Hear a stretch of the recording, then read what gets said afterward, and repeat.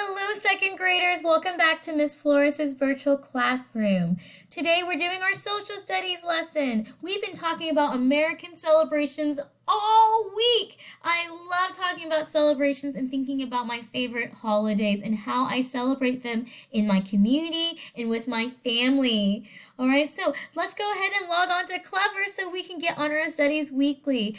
Just as a reminder, you're going to be on the CCISD portal. You'll scroll down to where it says Clever and Student Edunity. Now, remember, if you're already logged on to Schoology, it's going to log you right onto Clever right away. You don't have to worry about it. Go ahead and click on Studies Weekly right here. Studies Weekly is what we always use for our social studies lessons. Yours might look a little different, but you'll see the different weeks, and we're on week 12, American celebrations, and we did facts and opinions yesterday.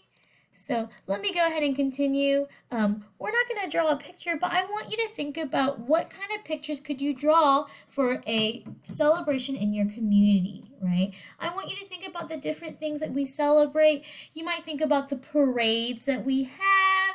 You might think about if you go to different events for different holidays.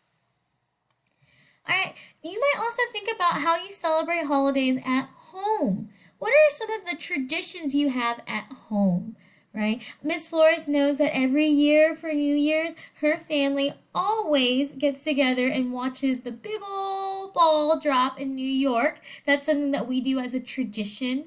I know that during Christmas, we always take a Christmas picture with a bunch of hot chocolate and ugly Christmas sweaters. It's our Christmas tradition every year, right? So those are different ways that we celebrate the different holidays. So I don't necessarily want you to draw a picture, but I want you to have a picture in your brain of what holiday would you like to celebrate with your family, right? What are some of the ways that you celebrate with your family? All right, let's keep going. Now we're going to learn about William Bradford. And I'm going to go ahead and open his picture, and I'm going to take a second to look at it, and I'm going to make some predictions.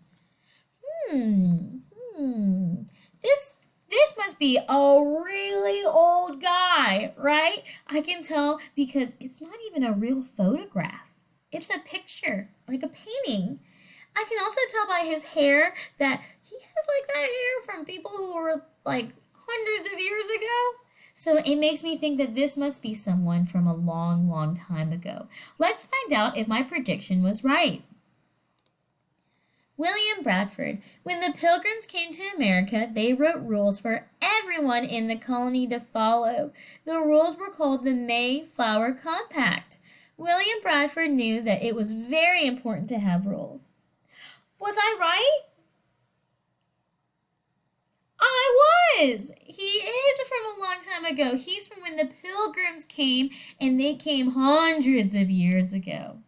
The Pilgrim elected him the governor of their colony more than 30 times. That means that he was their leader and he was in charge. So he helped make the rules, which is the Mayflower Compact. He also helped enforce them and helped make sure that everyone was safe.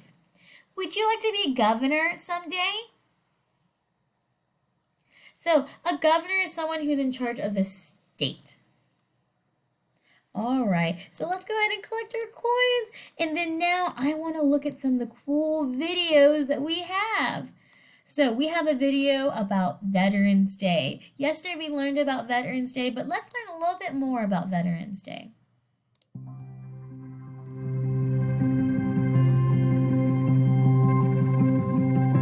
Veterans Day is an American holiday that honors all people who serve or have served in our nation's armed services.